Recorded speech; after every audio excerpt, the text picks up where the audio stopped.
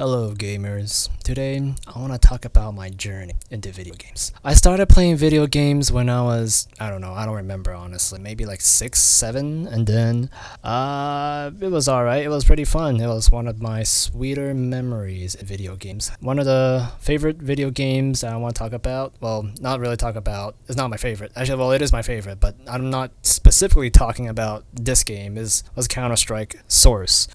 It was my favorite because there was a community and people, they developed things for the game. It was an open engine and people developed modifications to the game that is just for pure intention. They didn't expect anything out of it. They weren't doing it for clout or followers. They were just doing it because they liked it, and it just made a bunch of modifications that made the game like 100 times more fun. And also the community that is not toxic at all. Everyone was very friendly. But that all came to an end when I discovered competitive gaming. And I got into competitive gaming from League of Legends, a rather old game now. I think it's over a decade old. And it turns out it's the biggest waste of time. So I got into it because my friend, he wanted to be a competitive gamer. He was always a competitive gamer. He started competitively playing Halo 3, even though there was like no ranking system in it. All you do is just like pick a bunch of friends and then go against each other, and that was the shit. That was a thing. And there was no rank, but it was kind of sad. You're pretty much going in blind, and a lot of people, they like to name themselves like professionals or call themselves professional gamer when they're not really that good and they're not really making a living out of it. In fact, they're probably losing money just from traveling and stuff. I think they got all their salary from their mom when they asked him for travel money and hotel stays. Granted, competitive game is pretty fun. My favorite aspect about competitive gaming is that you do get to talk to strangers online through a mic, which was one of the best parts of competitive gaming. But you cannot really have fun unless you're trying a video game. I mean, talking is cool and all, but then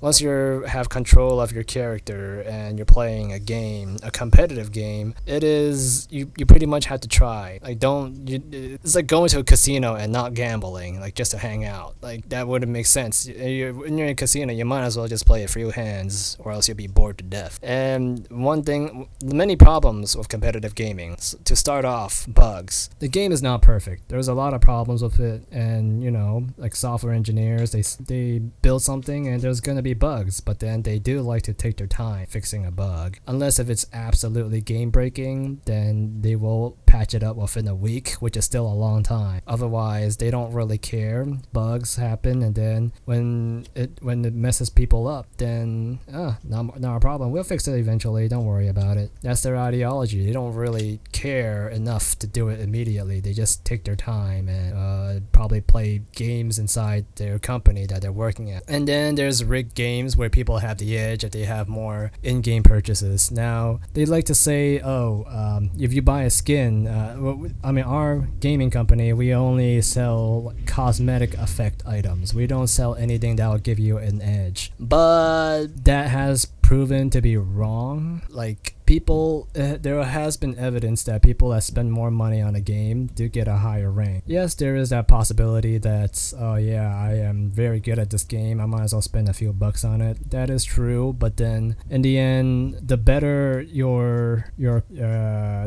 character looked. The more you spend money on the game, the more the gaming company wants to keep you. So they will pad your stats or just give you an edge hidden somewhere in the game, and it just sucks to play for free. And then, of course, there's the problem of the networking, right? Like, there's so many opportunities for you to just lose just because you have DSL, or if you're still using AOL or some crap internet service, or like if the server is really far away from you, you will have a delay and it will just put you at a disadvantage. And they don't care. Like, they could employ more servers around like the place that you're playing your game at, but they're not going to spend the money money on that because they don't really care about like you losing. They just want you to keep playing and spending money on their game. And another problem is hackers. Hackers, well, there's really not much to say about them. I don't know why they would think the game is fun. Actually, well, I could still see the game being fun from being like if you're hacking in a video game or getting an edge from a software in a video game, because they're probably getting a good laugh trolling people and wasting people's time. And some games, they don't ban hackers. If they spend a lot of money on the game, they will just let them hack. As long as it's not blatantly obvious, they will keep those players even though they know they're hackers. I have friends that work in the gaming industry as engineers, and they do say that they would let players off more frequently if they are major customers that spend like thousands of dollars on the game. They're like, okay, yeah, we know this guy's hacking, but then he's making us 10 grand a year, so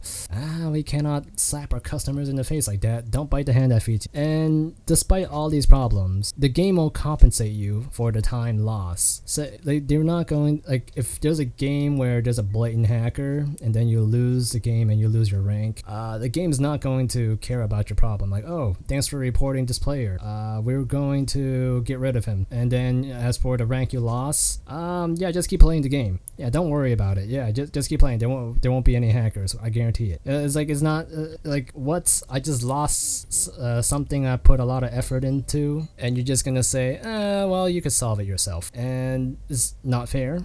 But you know what? These gaming companies, they don't care about your time. They don't value your time. And when I realized this, I pretty much just dropped competitive gaming in general. It just seems such a slap across the face when they don't care about you. And let's be real, every competitive gamer wants that higher rank, and it's a huge ego boost. But in reality, like, if these not professional, competitive gamers, right, because they're not really making money and just wasting their time and spending more money on the game, once they find a job and when they have girlfriends and everything, they will realize, oh yeah, these games are a huge waste of time, because in reality, they just don't have anything better to do with their time. But once you start making money, you get a job, you will succeed in life in general. It's just like you will not be wasting your time. This is so mundane, and it's just how life is. This is why I stick to story mode games, or games that is purely skill dependent and won't be affected by external forces. Like if you spend more money on the game, or you downloaded some software that will give you an edge.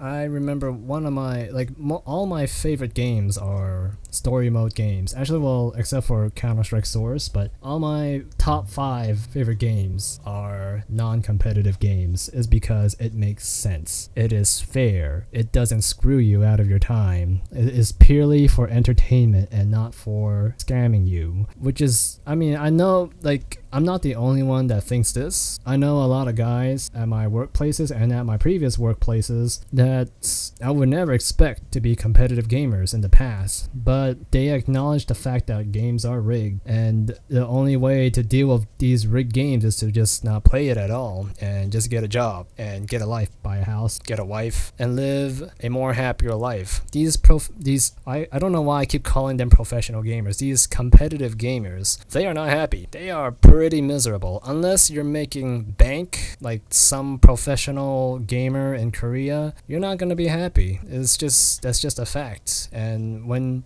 you're playing video games competitively, getting mad over like some bug in the game, and you're living in your mom's basement drinking milk all day because you can't afford food, you're gonna be mad.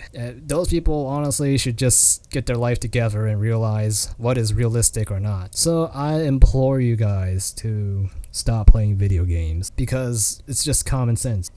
I don't know how to explain it anymore in better detail. It is common sense that just these competitive games don't benefit you in any way. And I'm pretty sure you heard it not just from me, but from your parents, which is very common, and maybe from your girlfriends if you have one, because they probably realize, hey, come on, boyfriend, let's do the dirty. And no, please. I need to get global elite in CSGO. I don't care if I die a virgin. I need to get this rank. And I mean, yeah, how do you, like, some people are just beyond help. That's why I suggest you ladies, if your boyfriend has a gaming addiction problem and he's not making any money, leave them. Just leave them. They're pretty much like rappers. But actually, instead of rappers, they might actually stay with you. Rappers, when they make it in the rap game, they don't care about the girlfriends that they previously had. They just go off and drink expensive champagne and bang a bunch of like hot girls that they just met in the backstage. So my suggestion is, I mean, not so much suggestion yet. I want to talk about how, yes,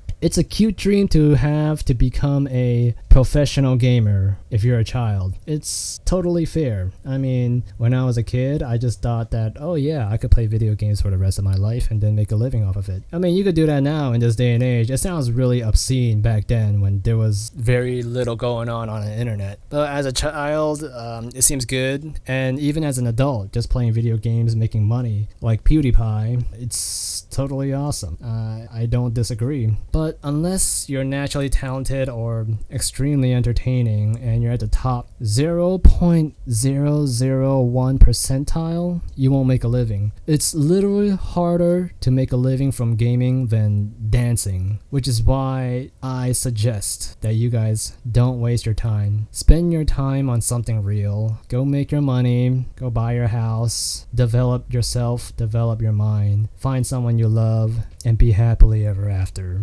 Otherwise, you will be some miserable guy inside a basement just playing video games and leaving a bunch of your jizz rags all over the place, and no one will ever want to be with you. You'll probably die from some kind of heart disease because you've been playing games for 48 hours straight and you just want to get up to take a piss and die from some kind of blood clot. Oh, that took a miserable turn, but it's not too far from the truth. I'm Lansing Arroyo. Have a nice day.